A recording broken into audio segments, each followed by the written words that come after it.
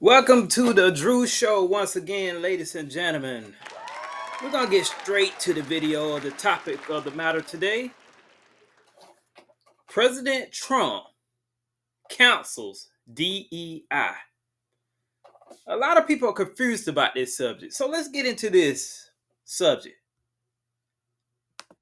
A few things. If DEI works anywhere, it has to work everywhere. Let me tell you where DEI does not work. The NBA and the NFL.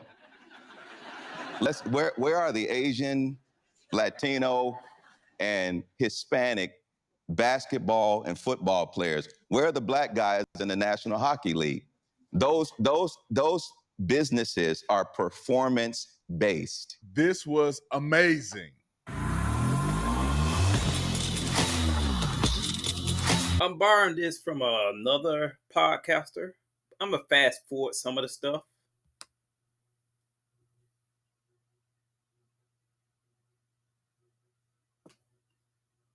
I want to get straight to what it is.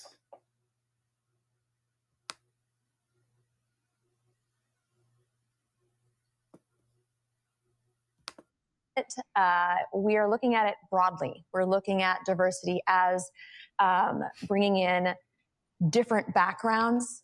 Another thing, black women. I want you to pay attention to how this white woman talks. She sounds just like the modern day black women. The stuff she talks about, the way she says it. Just pay attention.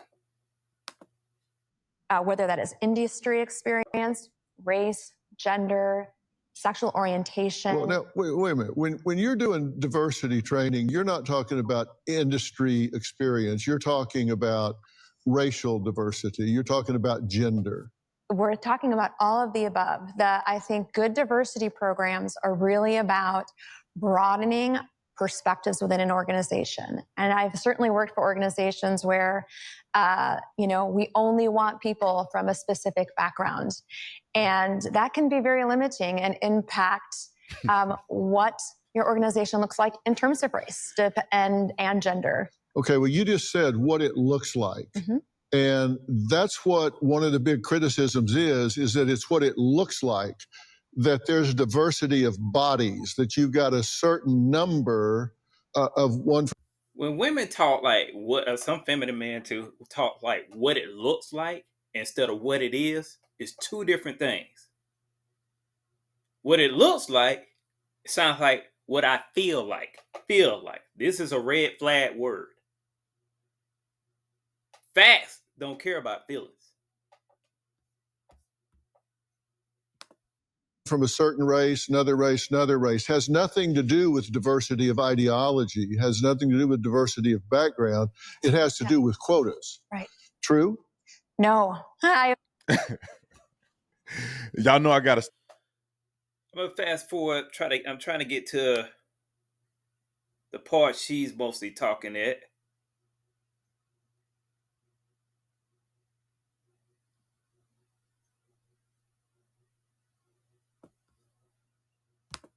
I've employed as many as 1,000 people, most of them union, in the entertainment industry, and I'll damn sure tell you that there is a body count going on. Does DEI work? Yes. I have seen tremendous success in... I have seen tremendous success. So this is a key thing. She, individual. But when we're talking, we have to talk facts. Facts is not individual thinking. It's data research compiled for everybody especially in the world or the United States. So she's telling you her feelings, her point of view, which is small and narrow-minded. Are you aware there are 100 studies that suggest that it doesn't work? There are also studies show that it does work. If you look at the Harvard Business Review, Deloitte. Well, let's look at the Harvard Business Review because they actually did a study.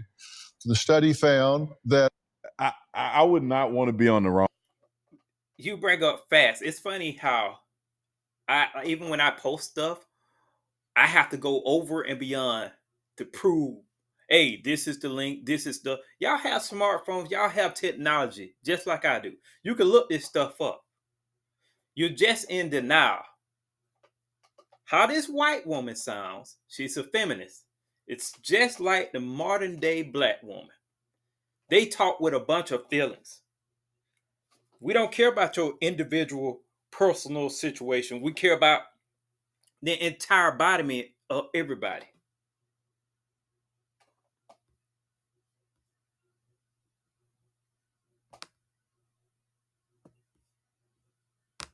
Lost diversity in their managers, that no improvement in the proportions of white women, blacks, Hispanics, and Asians, and the participants feel external power trying to control. Another thing too, a lot of y'all complaining that Trump. I had one person tell me, "Oh, Trump canceled this, the DEI thing. It means companies are allowed to be racist." Let me let me explain something to y'all. This thing was, I think, created in 1965.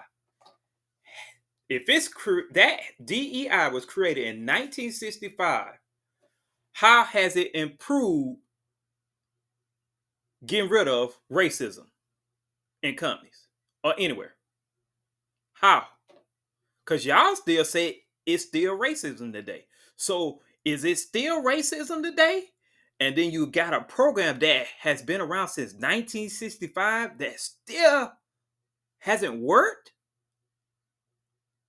See, what Trump is doing is you're spending money towards this and it's not working. He's getting rid of it. You're wasting money.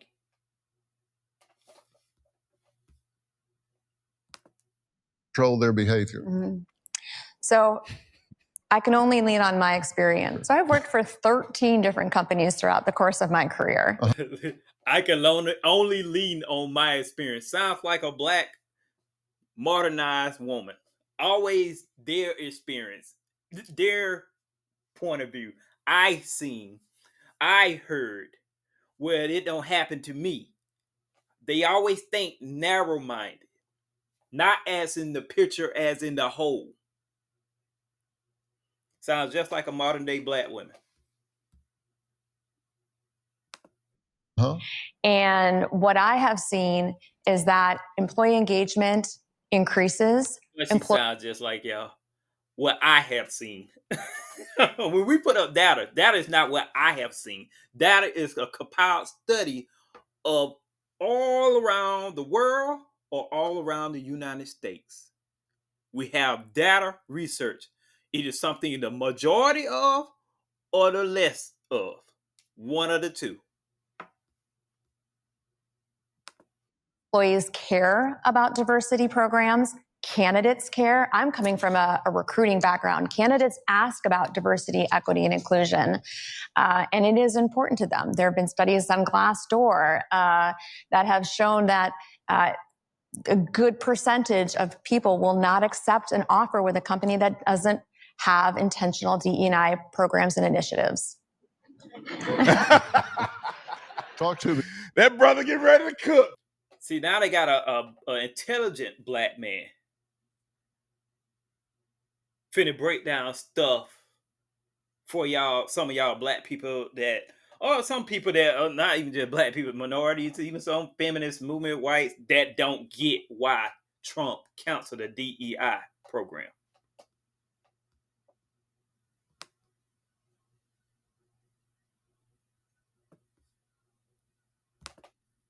The NBA and the NFL.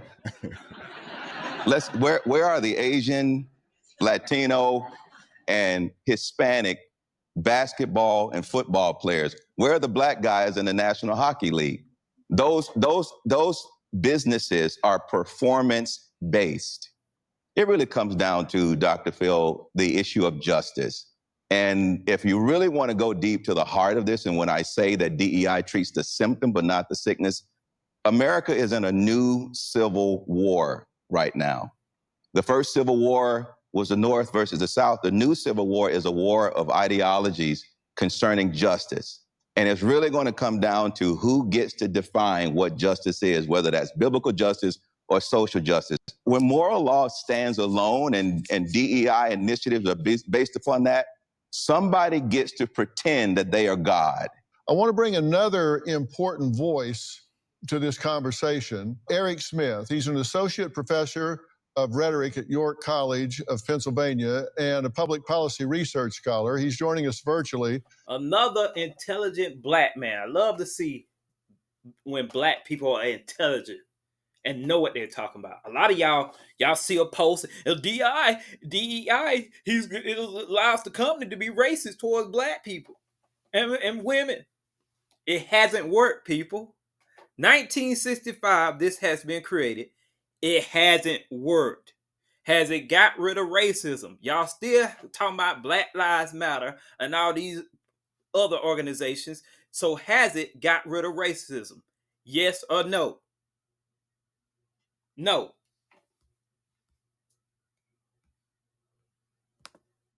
Eric says DEI should be called EMC, Equality, Merit, and Colorblindness. Eric, thank you so much for joining us.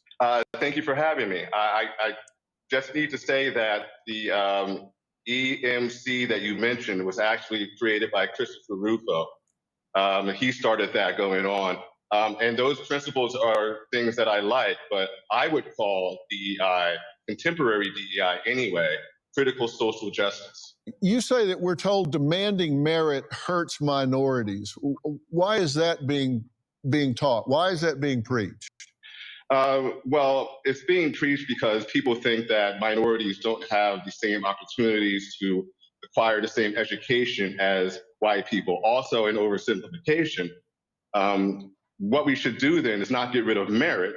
We should help those students acquire those resources. Okay, now, you got... Hold on. I've been saying this for 5 years now. It's very... Try to get past his talking point.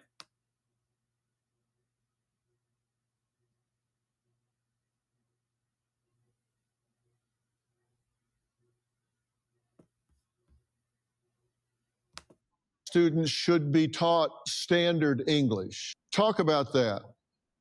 Well, that took place on a listserv in my field of rhetoric and composition, which is better described as woke studies at this point. And I'll be happy to come back on the show and explain that one day. Okay. But what I said was, I was pushing back on the idea, the almost universal idea, that teaching standard English to Black kids was a form of racism because you're asking them to speak white. I, as a pragmatist, say, well, you're giving them tools so that they can go out into the world and be happy, successful, and fulfilled. They're not replacing however they talk. They're adding standard English to however they talk. But that was not received well. Why not? Well, because I was seen as somebody with false consciousness. I was seen as somebody who was a traitor to his race.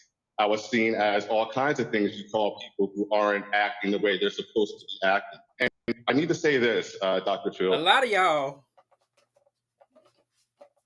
people who follow the plantation, the Democratic Party, are followers. You don't do your research. You just go off your feelings. Everything is all about your feelings, how you feel. But let me ask you something.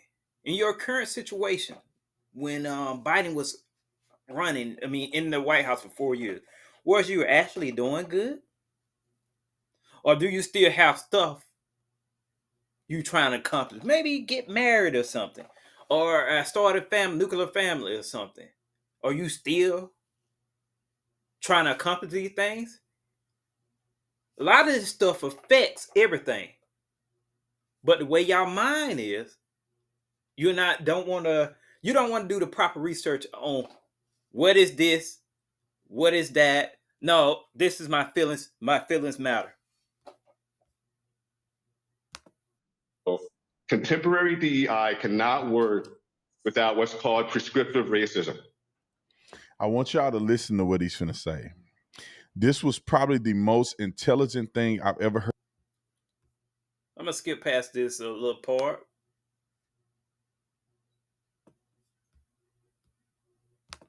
Considered inauthentic or defective. You get this from Black people as well as white people. right? In fact, contemporary DEI cannot stand without prescriptive racism. It is prescriptive racism.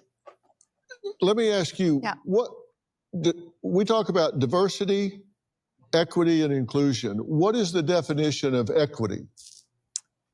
It's a great question. And I think one thing I wanted to tell you why she reminds me, she's a modern day black woman, because simple fact that she talks just like Kamala Harris. A bunch of word salads. You get nothing out of it. Empty calories. You get nothing. When she talks, it's me, I, my credentials, my degree. We're talking about this subject. DEI. She's going around the subject instead of talking directly to the subject. This is what a lot of modern day women have problems with. And some feminine men too. I think we confuse equity with equality. And equality means that everybody is treated the same. And equity means that we need to look at, for example, there's a great visual of a short person and a tall person, and they're both looking over a fence, and they have the same block to stand on. And the tall person, of course, can see over the fence, but the short person has not been lifted up enough to see over the fence. And so when we're talking about diversity, equity, and inclusion, we're talking about the fact that some demographics come to the table and have to overcome racism, unconscious bias, misogyny. Black people. And so how do we Black help level the playing field for everyone? Okay, so that means you're trying to create equality of outcome. Mm-hmm. That's what I hear you saying about playing God. Yeah. How do you create equality of outcome when people aren't the same? You're right. Some people are shorter, some people are taller looking over that fence. They can't both play in the NBA. Right. You can't create equality of outcome. What gives a DEI program the right to come in and try and alter the nature of things to create equality of outcome? That's been tried. That didn't work. When you try to alter the nature of things, basically you're trying to alter God's design, God's plan. I ain't say for y'all who on the slow magic school bus that racism is good. No, it's not. But racism is a man's choice. It's people's choice. God didn't create us to hate each other. Y'all choose to hate each other.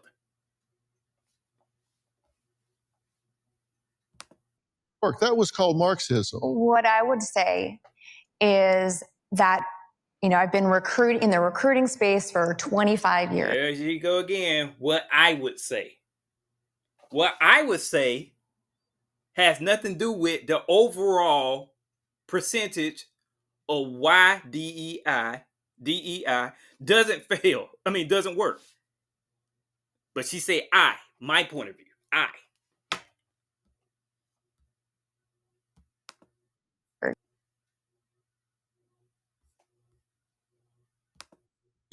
And the way we have done recruiting traditionally relies heavily on things like networks, referral programs.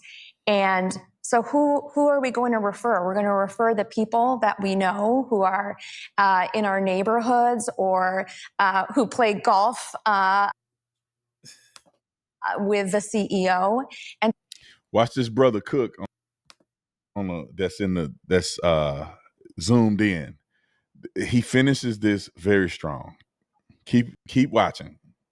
So you start to have a population in your organization that looks very much the same. And so what I'm advocating for is more intentional programs that reach a broader audience. All the more reason for merit. If you apply to or stick to meritocracy, it doesn't matter whether somebody is playing golf with the CEO or not. It's about matching those values, those skills that are necessary for the job. Your argument proves that we do need meritocracy. At the end of the day, you know what this is about? It's about control. It's about power. It's about a power control. grab. Well, we got through D and E. I don't think we ever got to I. But So you can see that obviously the longer form of this is somewhere on Dr. Phil's show. Ladies and gentlemen, that's going to end the show for today. But I just want y'all to think, when President Trump is doing all this stuff, he's getting rid of programs that are not helping the situation. We're wasting so much money. The Democratic Party are wasted so much money towards programs like DEI that hasn't solved the problem of racism. They have numerous of studies, and no, it hasn't solved it. This been created since 1965, and y'all still hollering it's racism today. So if it hasn't worked, why will we continue it? Also, a lot of people, just like I had a gentleman get this information, I had to look it up for myself before I give my thought process on it. When people bring you information, look it up for yourself, people. Don't go to these emotional people like these channels, these feminist movement stuff, or sometimes these feminine men. They don't back up what they're saying with cold, hard facts. This is the Drew Show. Signing off.